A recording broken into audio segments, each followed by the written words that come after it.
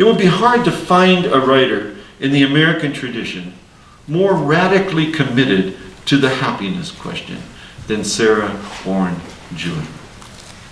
In some 6-pound hardback Norton anthology I owned a really long time ago, having deadlifted James Fenimore Cooper, Edgar Allan Poe, Nathaniel Hawthorne, Harriet Beecher Stowe, and Herman Melville, I read Jewett's story, A White Heron, which my professor, a happily passionless scholar of strong intellectual convictions, had not assigned. He had not assigned Emerson either, which he asserted should be put aside after mid-school. As I read the story's opening passages, at least 2,000 words evoking the happiness of Sylvia, the little girl who is the central character, I took in the close observations, the quote, glimmering bright sunset that still glimmered faintly among the trunks of the trees, and the behaviors of the valued companion cow, and the little birds and beasts that seemed to be wide awake and going about or else saying good night to each other in sleepy twitters. I took in the repetition of the word pleasure as I read that Sylvia's greatest pleasure was to hide herself away among the huckleberry bushes, and that she listened to the thrushes with a heart that beat fast with pleasure. How quaint, I thought. And I thought, too much pleasure, Sarah Orne Jewett. Way too much pleasure. How happy the world made little Sylvia in The White Heron. Little Sylvia who was alert to the shadows filling the June evening, attentive to the companion cow's wariness, and who was able to sense her own loneliness in the company of those sleepy-headed birds and beasts. Jewett was clearly presenting the imminent misfortunes that will arrive with the boy carrying his gun. But at all points in this story, the observations focus upon, give the greatest weight to, Sylvia's will to be happy, to take pleasure and make pleasure, to have not just the sense of delight, but the saturation of delight, not just the sense of discovering delight, but of inventing it. And the ending is a happy ending. Well, it's a happy ending in that Sylvia decides she wishes for happiness on her own terms and not on the hunter's terms.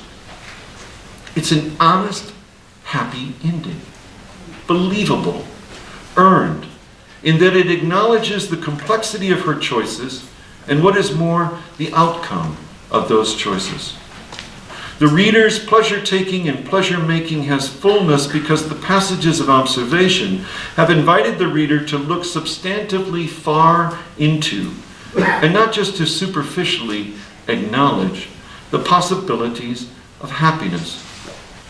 We do not have to dismiss the suffering and loneliness of Sylvia to believe that gifts and graces will inevitably announce themselves. For writers, Jewett's work offers an opportunity to ask whether we are too restrained in our treatment of the gifts and graces. Her work invites writers to revise in such a way that we bring fullness to the work's natural attention to increases and decreases in pleasure-taking and pleasure-making, what Nozick calls the degrees of happiness and distribution of happiness, upon which human observation most naturally dwells. Her work invites writers to reconsider their habits of drawing a line through the draft passages that reside at length in the happiness question. Jewett gives us the opportunity to be rid of the false assumption that too many questions of happiness disrespect the questions of unhappiness, that too much pleasure in our work disregards or distracts from the absence of pleasure. When someone asks me, Mac, how did the writing go today? I feel that I should be able to answer. I should be allowed to answer. I gave myself pleasure. terrible pleasure, convulsive pleasure, wild and dangerous and prolonged pleasure. I gave myself so much unbearable pleasure, I don't ever again want to offer a reader bearable pleasure.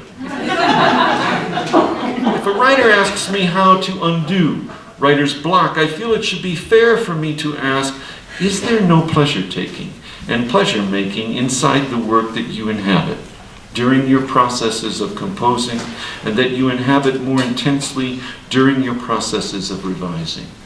Are you defending yourself against your work's most indefensible explorations of happiness? I hope I don't seem to be advocating for the writer to simply make every piece an overstuffed, perfect pillow. I do seem to be saying that the writer who only considers himself a serious artist, if he is firmly striking a line through the work's gifts and graces, should, well, quit mistaking the pen for this sword.